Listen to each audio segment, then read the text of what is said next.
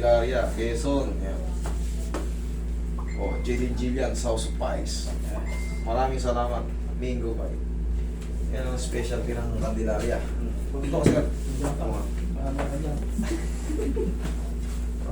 Candelaria, oh. Ito po yung railing.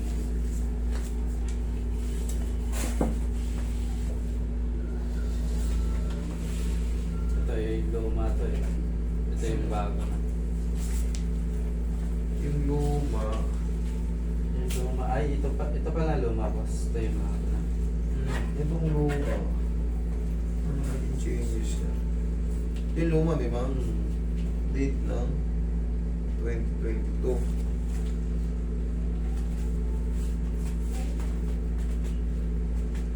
Ah, 2 buwan na nakalipas. Ayun. 5, Ah. 7. 2 buwan lang nakalipas. Tingnan natin ang pinagkaiba. Ito naman kadalasan. Ito, nag-ipit. Dito siya naipit. Tinukot mo ba to? Boss. Yan, kita mo nagpatong nung una. Ngayon, siyempre katagalan, lumuwas na yung ano niya, yung guwit. Ang problema naman, nagkaroon ng ano rito, umukay na sa gitna. Dito naman, umusog naman siya ron. Tingnan mo, nawala yung ano. Oh, Ayun.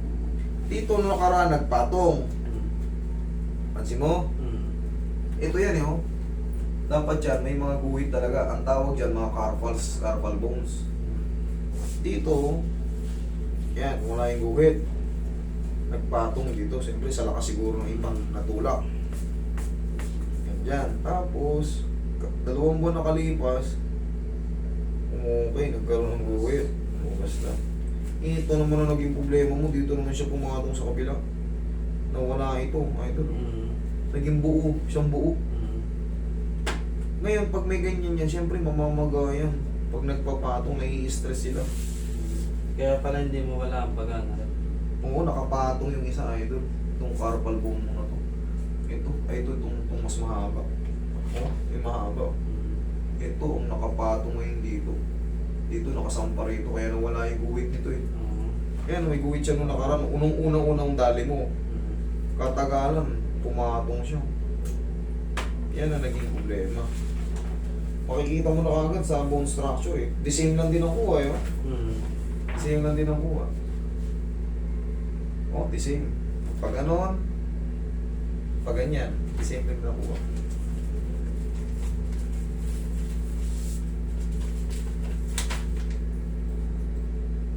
Pinaano ka pa eh. Walang ano. Clinical correlation is suggested. Walang naging ano sa'yo. Ang ibig sabihin, pina-MRI ka. Ayan. No fracture. Malamang walang fracture. O, joint space are intact.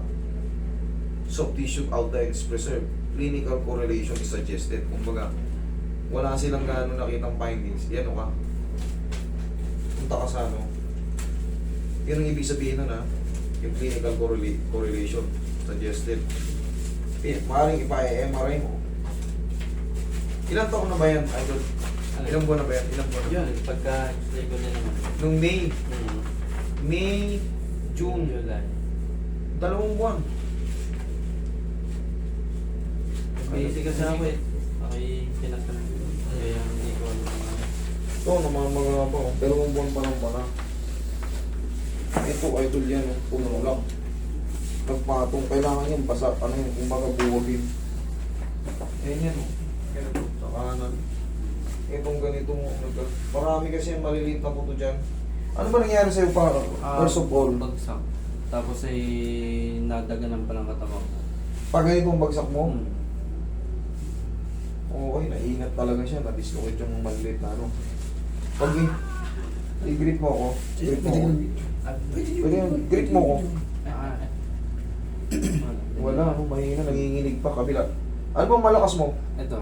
Kanan ka? Tingnan. Pare ko. Ito. Ito malakas, ano. Itong kanan yan, nawalan talaga ng ano, tingnan mo. Grip. Si sir na lang i-grip mo. Baka sabihin, Ano? wala. Ah. Ito lang dinadaya niya ng ipit. Ito. Oo, yung Yung lalaki lang, pero ito, walang kapwersa-pwersa to.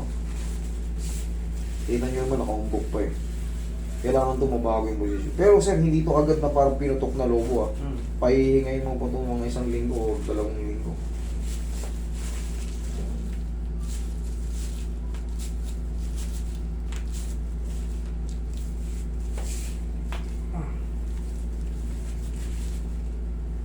Itong isa na to. Magang-maga siya eh.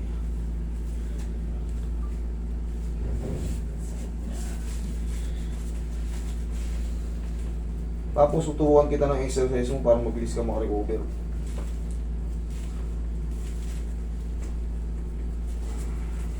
Roy, tingin mo na ng pao.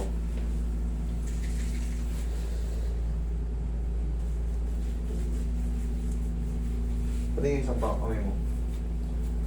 Okay. Pero ito talaga, oh. Laki na naging diferensya. Ibababa natin yan. Nangyari kasi pag ganun ka, di ba? Nahiklat pa angat. Ngayon, ibaba natin. Mula ko natin bababa. Kung hanggang saan yung may sasagad niya. Nagpatong yung ano mo, buto mo, ibig sabihin ang lakas ng impact. Nawala ngayon dito, umusog naman siyang pag ganun. Kasi, kung saan kasi may mas soft, pag namaga, itutulak niya lang yun. Doon siya sa mas maluwagang tutulakan. Kumbaga, siyempre yung swelling, sumasabay lang din yung ano niyan. Kung saan mas malambot, mas malaki yung pag-aaron.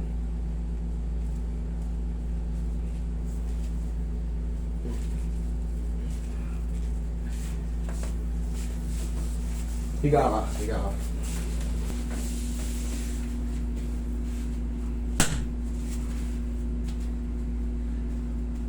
Wala tayong ano eh.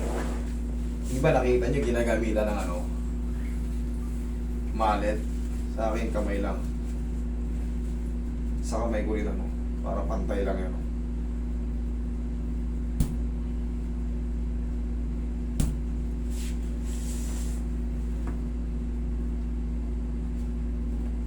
Kaangat eh.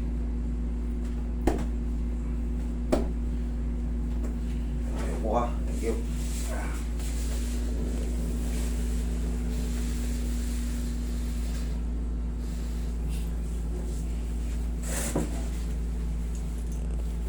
Yun, tumunog. So, ipingin o. Okay na yan. Ganito ang gagawin mo niya, sir. Irarab-rab mo lang yan para bumalik yung lakas ng kamay mo. Tapos ito, paano? Ganyang massage lang. Parang lambing lang na massage. Hindi mo na diinan, ha? Tapos, irab-rab mo yung kamay. Tanggalin mo muna yung ano mo. Sige, rab mo yung kamay. Hindi na yun. Ayan, ganun. Sige, lakasan mo. Sige, rab mo lang. Para bumalik yung lakas ng kamay. Walang lakas yung kamay mo, nanginginig eh. Sige, siya ang i-grip mo. Grip mo siya. Sige, grip mo siya. Ako. Grip mo ko. Okay.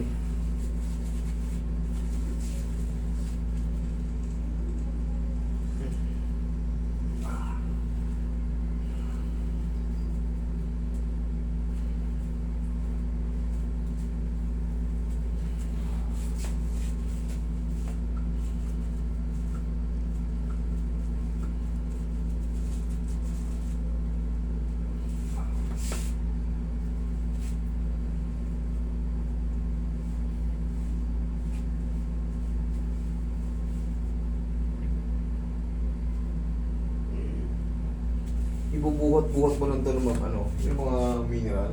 Sanayin mo na bumuhat. Oo, sige, okay na yan. Okay na yan. Pwede mo nang iyan yan. Tapos, diba, nakabuhat ka ng ganun. Ganun-ganun mo. Yan ngayon, medyo magapa yan. Hindi pa maano yan. Pero masasanay na rin yan. Ganun-ganun mo, yung mabigat. Para mahatak siya. Grip mo ako. Sige, isa pa. Siya ang may grip mo. Tingnan mo kung ano mas mabigat ngayon.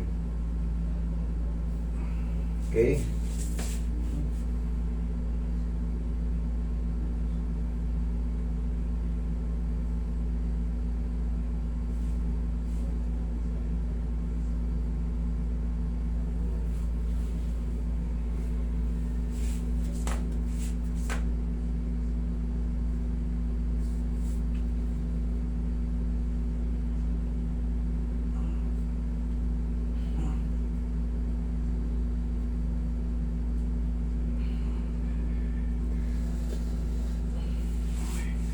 na yung power.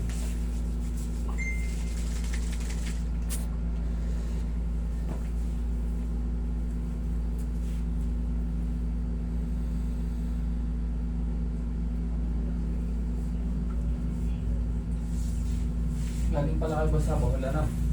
Galing rin kami dyan last week eh. Mawalan nga sa ball. Nung pumunta kami, sobrang Parang init. pati ito na ano eh, pag nag-end ako. Meron ka na yan. Nabuto ko. Sige. Walang problema sa clicking. Huwag lang talaga siya mag-create ng pain. Paano ba nangyari sa'yo? Nalaglag ka? Slide. May slide ka?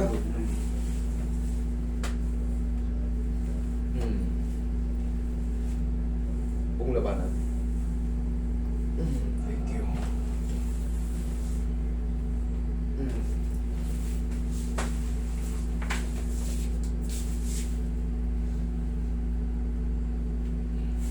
Oo, sir.